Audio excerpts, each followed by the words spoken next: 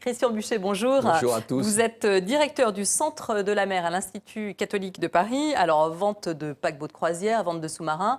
On a l'impression que quand même l'économie maritime se porte plutôt bien. Ah, elle se porte bien, mais ça va aller de mieux en mieux. Pensez qu'à 4 ans, on a eu des problèmes au niveau des CX qui a fabriqué ce paquebot parce qu'on avait le sentiment que c'était une industrie qui ne marchait pas. Pareil pour DSNS, on voit que le maritime marche et marchera de mieux en mieux. Pourquoi ? Parce que toute la population mondiale se concentre sur la mer et la mer est le grand défi du XXIe siècle. Ça veut dire que la mer est un moteur de croissance aujourd'hui ? Alors, ça a toujours été un moteur de croissance pour les pays qui se tournent vers le maritime. Le problème de la France, c'est qu'elle ne s'est jamais vraiment tournée vers le maritime. Il y a un pays qui est fabuleux, qui est la Chine, qui avait interdit la navigation en mer en 1434, qui s'ouvre vers la mer. Ce qu'a rapporté le maritime à la Chine en 2015, c'est 983 milliards de dollars. On en rêve en France. Mais pourtant, on est le deuxième domaine maritime au monde.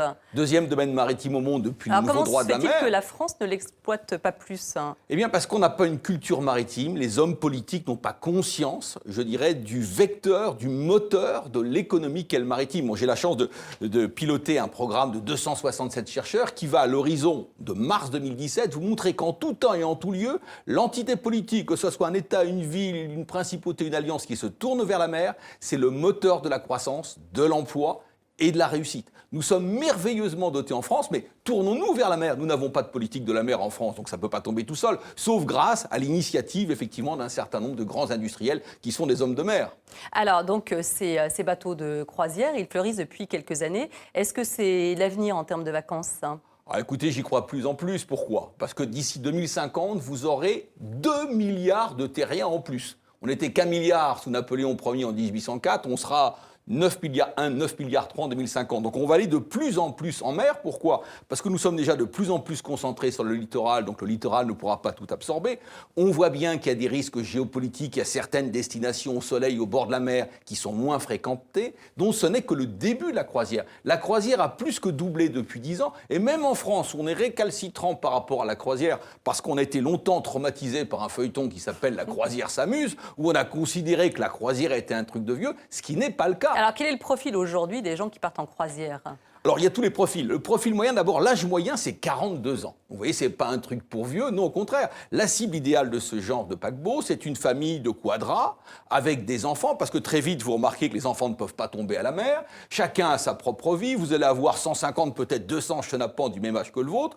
Tous les jours, vous visitez une ville nouvelle ou une île différente, sans bagages, et c'est le meilleur rapport qualité-prix. Pourquoi ? Parce que pendant que vous visitez telle île, le bateau va acheter sur place ce qu'il y a de moins cher. Et quid de la pollution de ces bateaux ? Écoutez, ça ne pollue pas. Le Harmony of the Sea, il y a des études qui ont été faites qui visent encore à limiter la consommation énergétique. On ne rejette rien à la mer. Alors bien sûr, ça fait penser à des mastodontes. Il y en a pour tous les goûts, la croisière. Bon, là, on monte. Et là, on n'est qu'au début, parce que ça va aller en grossissant. On va aller vers des îles flottantes, des îles à hélice. C'est le rêve de Jules Verne. On peut parler du projet qui s'appelle AZ. 6 000 passagers, 2 000 membres d'équipage, donc on ira jusqu'où ? Écoutez, il y a des projets comme l'île AZ, c'est 11 000 passagers, 3 050 hommes d'équipage, ce qui veut dire qu'un gros bateau d'aujourd'hui, c'est quasiment uniquement l'équipage de ce personnel hôtelier. Alors rassurons-nous, toutes les croisières ne sont pas forcément comme ça. On a la chance, on peut d'ailleurs leur donner un grand coup de chapeau, on a un croisiériste français qui s'appelle la Compagnie du Ponant, qui fait des croisières beaucoup plus limitées en termes de personnes, beaucoup plus respectueuses de l'environnement, qui va d'ailleurs en Arctique, en Antarctique, pour nous mettre en harmonie, pour reprendre le nom, avec la nature. Donc il y en a vraiment pour un peu tous les goûts.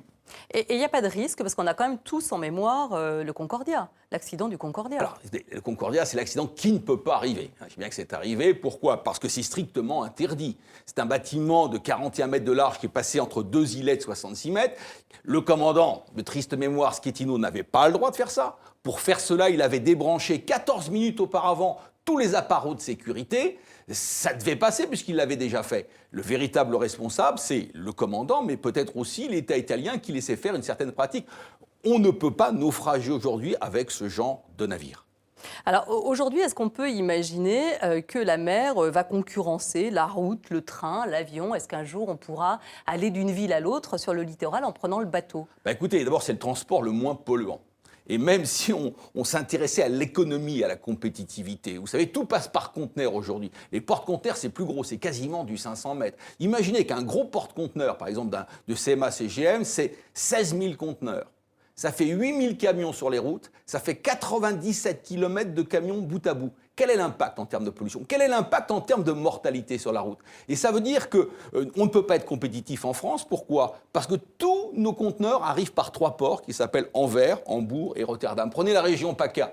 Un conteneur sur 2 qui rentre ou qui sort de la région PACA arrive par Anvers, Hambourg et Rotterdam. Ça veut dire que vous avez un surcoût pour toutes les entreprises qui importent pour fabriquer, un surcoût pour toutes les entreprises qui exportent, parce que ça coûte jusqu'à 470% plus cher de faire amener un frigidaire de Anvers à Rennes que de faire Shanghai-Anvers. Donc vous voyez, notre pays ne peut pas être compétitif et les entreprises de la moitié sud de la France ne peuvent pas être compétitives par rapport à celles de la moitié nord à cause de cela.